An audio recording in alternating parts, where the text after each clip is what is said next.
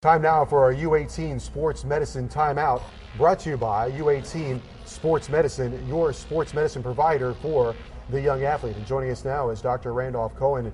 Dr. Cohen, let's talk about ankle injuries in young athletes, and many young athletes unfortunately suffer ankle injuries. Well, it's one of the most common injuries that we see in our athletes.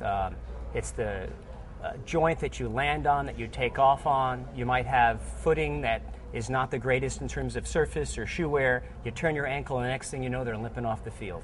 You hear the term sprained ankle. Sprained ankle usually means there's some kind of ligament damage. That's right. So a young athlete sprains their ankle. What's the first thing a parent should do? Well, the first thing you got to do is you got to get them off the field and get them into a safe environment so you can figure out whether or not there's been a significant injury or not.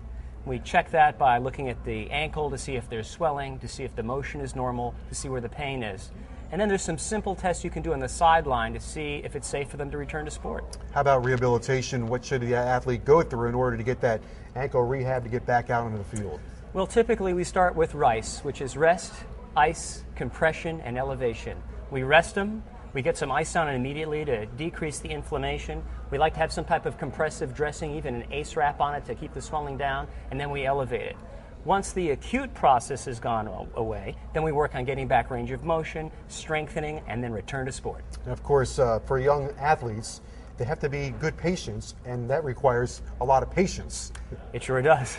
Because they want to get back out on the field in a hurry. Sometimes you need somebody to look out for their best interests because the athlete just wants to get out and play, and sometimes it takes a coach or a caring adult to make sure that they're not going to go back and get hurt before they've had a chance to recover. All right, Doctor, thanks very much. We appreciate it. Sure. Dr. Randolph Cohen joining us for our U18 Sports Medicine Timeout.